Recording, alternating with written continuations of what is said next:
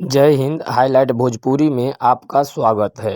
अगर आप हमारे चैनल पर नए हैं तो लाइक और शेयर सब्सक्राइब जरूर कर लीजिएगा। जी हाँ, ब्रजभूषण जी के पिताजी आज इस दुनिया में नहीं रहे। सबके सामने उदास है ब्रजभूषण जी।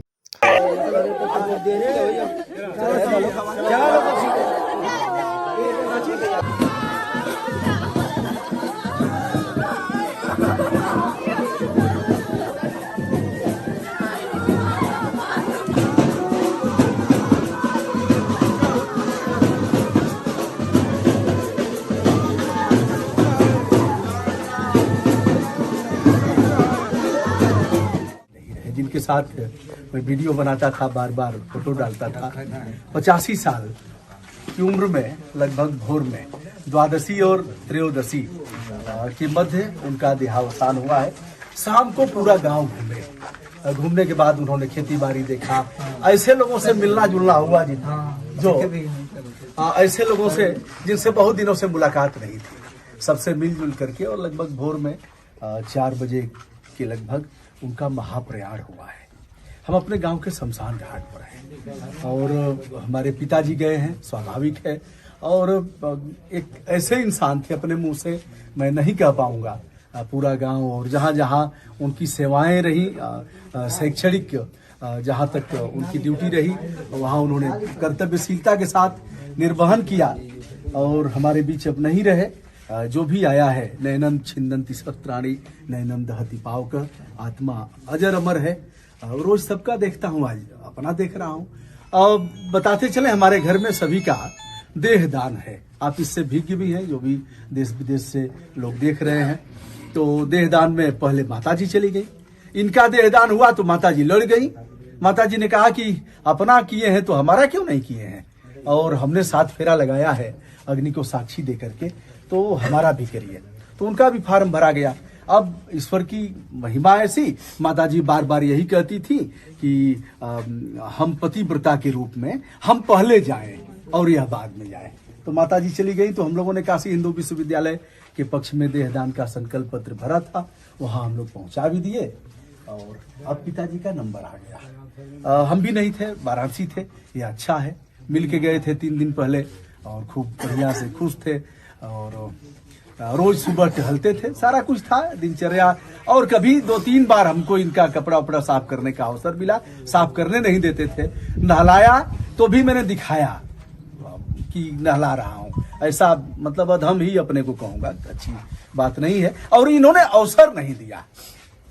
भाई साहब की, भाभी जी की, और लोग बच्चे की, प्राची ने किया, साक्षी जो पुलिस में है उसने बहुत किया, सृष्टि ने किया, रंजना और सब लोगों ने किया। सब जूही से लेकर के कोई बाकी नहीं रहा, सबने किया है।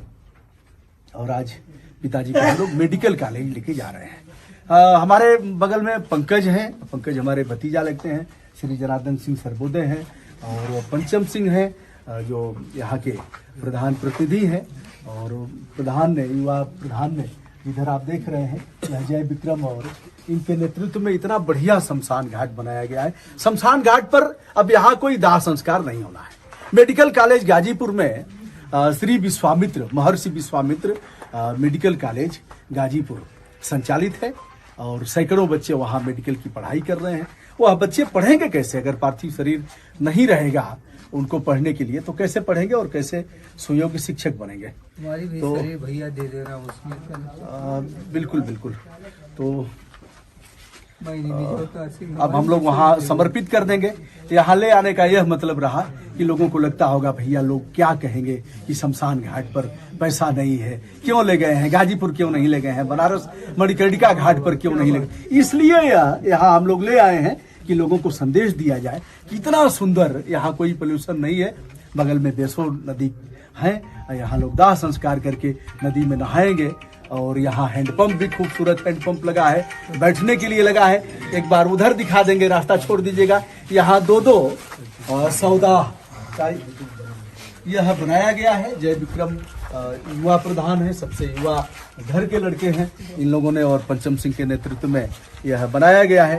राजेश जायसवाल हमारे बीच हैं, काफी बढ़िया इन लोगों ने काम किया है। और यहाँ डंडावीर बाबा के स्थान पर मैं रमेश जी हैं, सम्मानित भी कराए थे पिताजी को। अभी पंचम सिंह हैं, अध्यक्ष हैं रामलीला समिति के। इन लोगों ने पिताजी सहित 19 लोगों का सम्मान किया था जो पूर्व पात्र रहे हैं। रामो तरफ या देखिए रो रहे हैं भैया। दो लाइन कुछ। जिंदा रहने के मौसम बहुत है मगर जान देने की रुत रोज आती नहीं।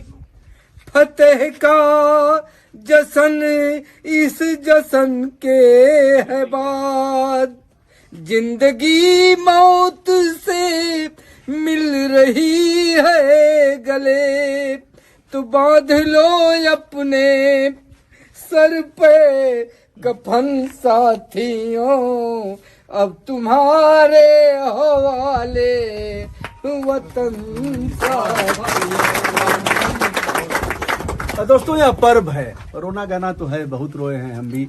अकेले फिर रो लूंगा। बड़ा आत्मीय पिताजी के साथ हमारे पूज्य पिताजी रहे हैं, और लेकिन इसको पर्व के रूप में हम लोग मनाएंगे। यह कहना कि पार्थिव शरीरों से लोग मोह छोड़ें और देह दान करें, अंग दान करें, नेत्र दान करें, और इस परंपरा को, महर्षि दधीच की परंपरा को आगे बढ़ाएं।